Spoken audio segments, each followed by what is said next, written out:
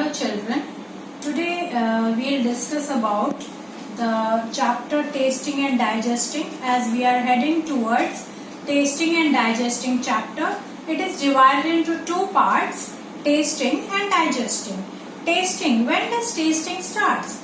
Tasting of food starts when we start eating the food. The food get mixed up with saliva and we are able to taste various food items that we eat. Here in this picture you can see that this is the picture of the tongue and it has various taste buds in various portion of the tongue. Here on the sides you can see the sour and salty taste buds. These buds helps us to recognize the taste of sour and salty food items that we eat.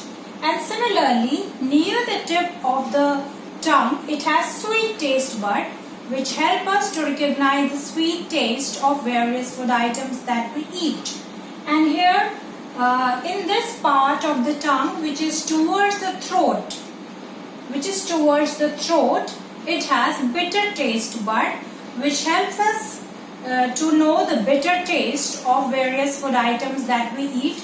And bitter taste stays longer in our mouth because the bitter taste bud is near to the throat. And the second part of this chapter is digesting. So digestion is the process which helps the food to break down in simpler forms so that it can be easily absorbed with our body. So now we'll discuss the process of digestion in detail. Let's head on to the picture of the process of digestion. Here we can see in this picture the whole process of digestion and the digestive and how the process of digestion goes.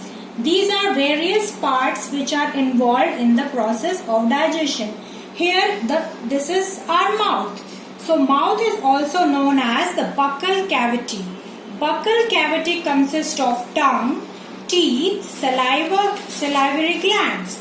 Our saliva has enzymes that decompose starch. Our food get mixed up with saliva in our mouth and get moist, and it is easy to swallow. And through esophagus, you can see this is the food pipe. Through this food pipe, it goes into the stomach, and temporarily in the stomach, our food is stored for almost 3 hours and food is digested.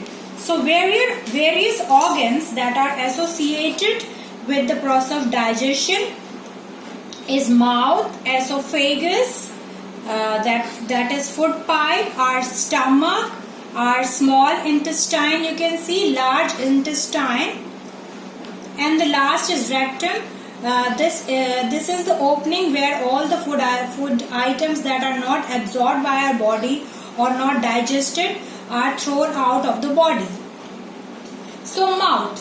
Food is ingested to mouth. The buccal cavity or mouth consists of teeth, tongue and salivary glands. With the help of teeth we chew food and it cuts into smaller pieces, chews and grind it in mouth. Further, salivary glands present in the mouth helps in the chemical digestion of food.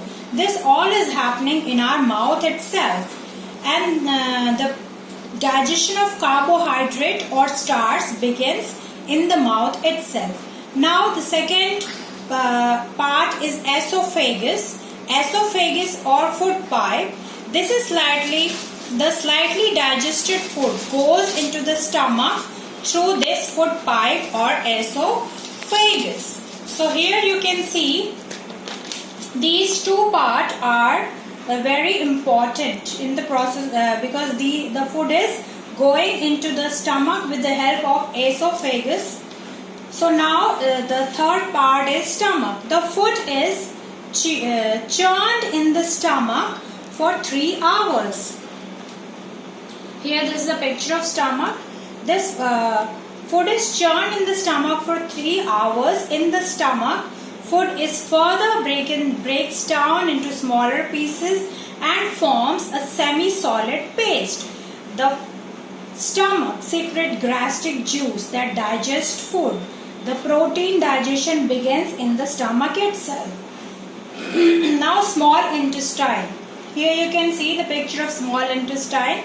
It is after the food goes into the small intestine after the stomach. The stomach releases food in small amounts into the small intestine. The complete digestion of food like carbohydrates, proteins, fats takes place in small intestine.